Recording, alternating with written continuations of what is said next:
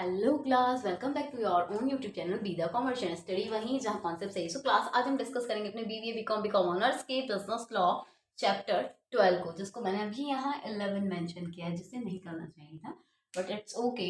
So class आज हम discuss करेंगे बिजनेस रेगुलेटरी फ्रेमवर्क के remedy for breach of contract को। अभी तक हमने पढ़ा था डिस्चार्ज ऑफ कॉन्ट्रैक्ट अपने चैप्टर 11 में, बट आज हम पढ़ेंगे remedy for breach of contract.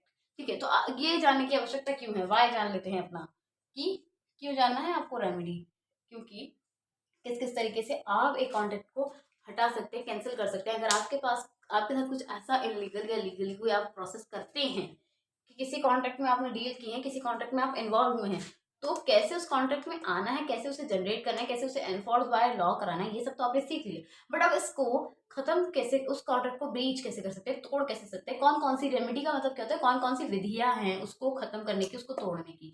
इसीलिए जानना जरूरी है, क्योंकि सीख तो लिया इतना, अब ये भी तो जानेंगे आप। तो वाई क्या है आज का, क्योंकि ये भी इंपॉर्टेंट है। ब्रीच करने की रेमेडी अगर आपसे कोई पूछने लगे कि अच्छा कॉन्ट्रैक्ट मैंने किया तो था, अब अगर उस कॉन्ट्रैक्ट को मुझे तोड़ना हो तो मुझे क्या करना होगा, तो आप उसको जब यहाँ से पढ़ेंगे तभी तो समझा पाएंगे कि भाई इसको तूने कर तो लिया, ये टूटेगा ऐसे ऐसे, इसकी ये प्रोसीजर है। तो ठीक है, आज का भाई समझ में आया कि अपने दोस्त बंधु को बताना है आपको कि अगर आप एक कॉन्ट्रैक्ट में इन्वॉल्व हो रहे हैं और फिर उसे ब्रीच करना है तो किस किस तरीके से कर सकते हैं।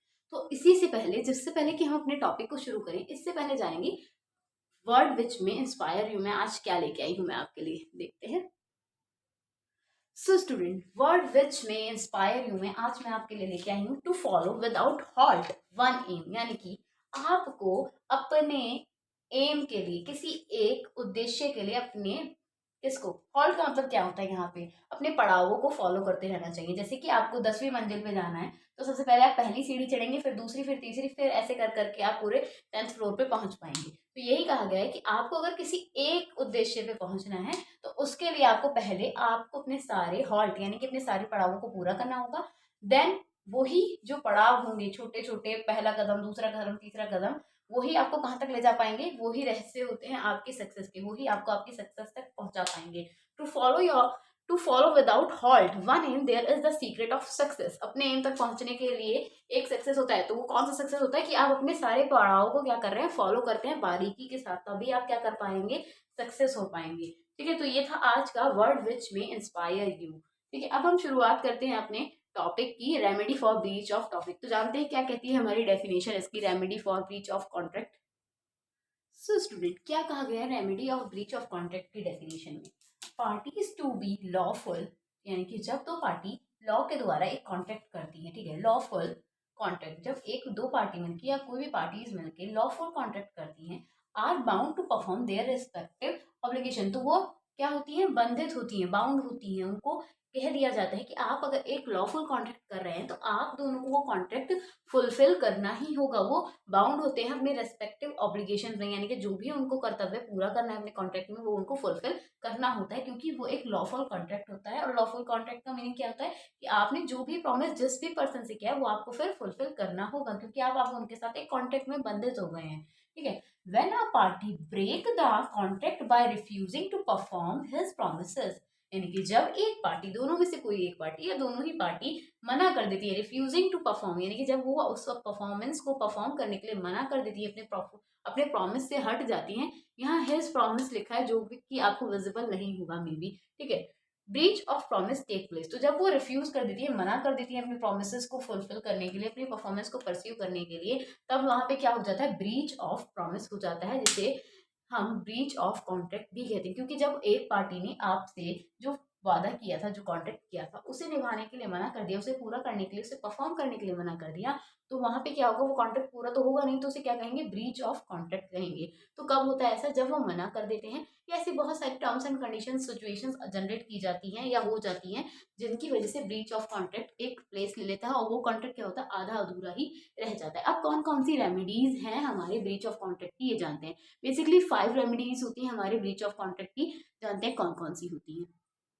सो स्टूडेंट, हमारी remedy for breach of contract में 5 तरीके की रेमेडीज होती हैं, जो ऐसे एज पर गिवन फॉलो हैं। देखिए कौन कौन सी रेमेडीज होती हैं, तो 5 रेमेडी में सबसे पहली आती है right to repudiate the contract. ठीक है, रेप्यूटेड कॉन्ट्रैक्ट यानी कि कब, कि जब आपका कॉन्ट्रैक्ट किसी तरीके के ऐसे कंडीशन में आ गया हो कि अब उसकी रेपुटेशन खराब होने जा रही हो, या आपने जिस चीज के लिए वो डील किया हो वो कॉन्ट्रैक्ट उस परफॉर्मेंस पे रहा ही ना हो, तब आप क्या कर सकते हैं, ब्रीच ऑफ कॉन्ट्रैक्ट कर सकते हैं। ठीक है, फिर क्या है, सूट फॉर डैमेजेस। सूट, यहाँ पे सूट का मतलब क्या है, यहाँ पे कारण है, कारण के लिए, रीजन के लिए सूट लिखा गया। ठीक है, सूट फॉर डैमेजेस का मतलब है कि जब किसी तरीके का नुकसान हो जाए, किसी तरीके की का नुकसान हो जाए, किसी तरीके का लॉस हो जाए, तब भी हम क्या कर सकते हैं, ब्रीच ऑफ कॉन्ट्रैक्ट कर सकते हैं।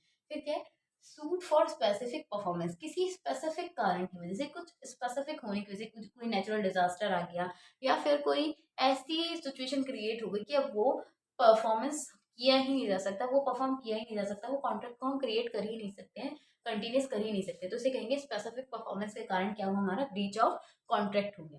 फिर क्या है, next one is going to be suit for injunction. Injunction मतलब लगातार कोई कमी आने के कारण, प्रॉपर पीरियड नहीं हुआ, प्रॉपर तरीके से नहीं चला, इस वजह से हम क्या कर सकते हैं, उसे ब्रीच ऑफ कॉन्ट्रैक्ट कह सकते हैं।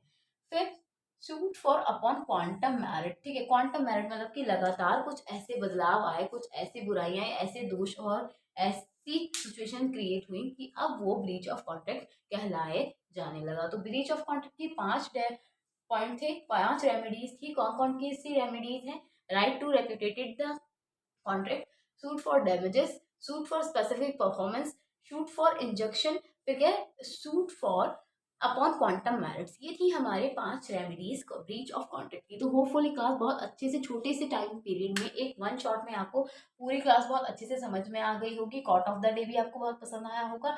तो आज के लिए क्लास इतना ही। आगे की क्लास चैप्टर 13 डिस्कस करेंगे, क्वासी कॉन्ट्रैक्ट क्या होता है, वो बहुत इंपॉर्टेंट टॉपिक है, उसे देखना और लाइक शेयर करना और कमेंट करना ना भूलें। और अगर ये क्लास पसंद आई हो छोटी सी प्यारी, तो इसे like share and comment subscribe करना ना भूलें हमारे प्यारे चैनल विदा कॉमर्स इनको स्टडी वहीं जहाँ कॉन्सेप्ट सही। सो क्लास आज के लिए इतना ही।